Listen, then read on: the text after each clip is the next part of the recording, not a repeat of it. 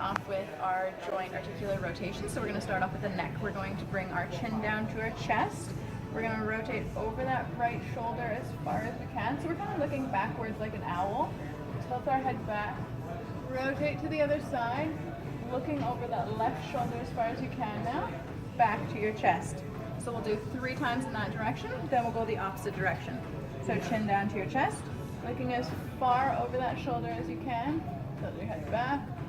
Come around to the other side, looking over the right shoulder, back down to your chest. And again, we'll do 3 each side for everything. We'll go one direction and then switch to the other direction. So let's do our upper spine now. We're gonna have our arms crossed.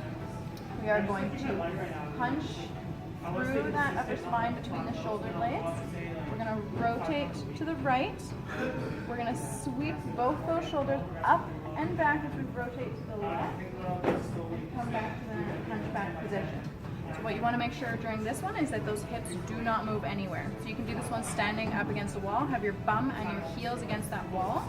And we're making sure that when you tip forward, your hips don't go back. And when you go backwards, your hips don't just shoot forward. So make it nice and strict. So let's go to the shoulder blades next. We're going to have our hands beside our legs. And we're going to punch those shoulder blades forward. Bring them up, back, and down. We're going to have our arms by our side. We're going to punch those shoulders forward, bring them up, back, and down. And again, we'll repeat that 3 times, and then we'll go backwards.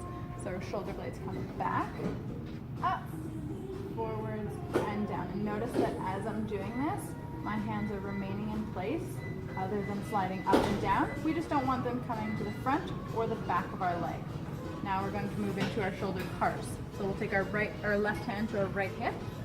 We're going to slice that thumb through the air, coming up as high as you can before you get to that sticking spot and you can't go any farther.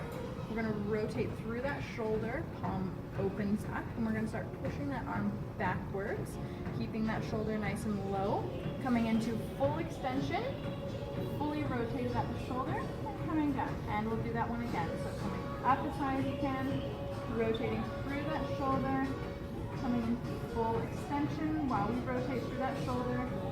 And then for the backwards way, we're going to go into full extension, complete that rotation, and come up and over. And we'll do both of those 3 times in each direction.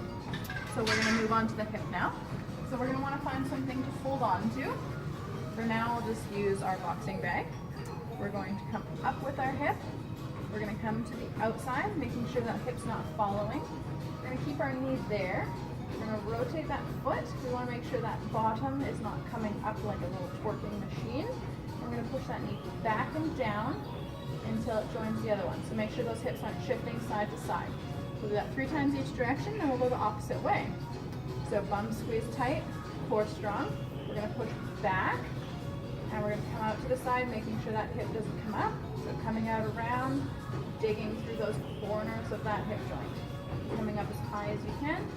And again, 3 times each direction.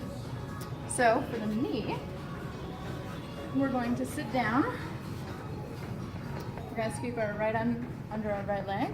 We're going to take our hands, find that tibia bone just underneath our kneecap here. Now we're going to rotate our foot side to side, making sure that whatever direction our foot goes, our tibia is also moving. So what we can add to this once we've ensured that that tibia is moving is while we're externally rotated at the foot, we can extend at the knee, try and get that tibia to move in that extended position, come back down. And we can just do circles with that tibia there. So we'll go 3 times each direction. And then we can move on to that ankle. So toes pulled up towards you.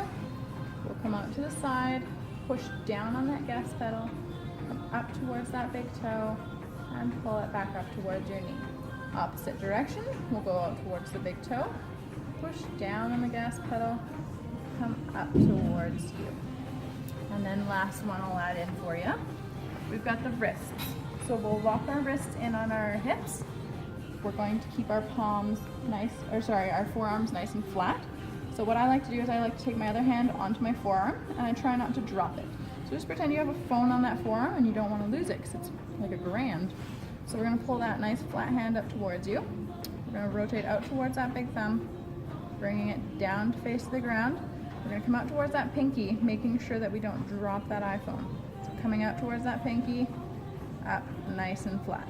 And then we'll go 3 times that direction. And we'll go the opposite way. So out towards that pinky, making sure you don't lose that phone. Coming up towards that thumb. Nice flat hand the entire time.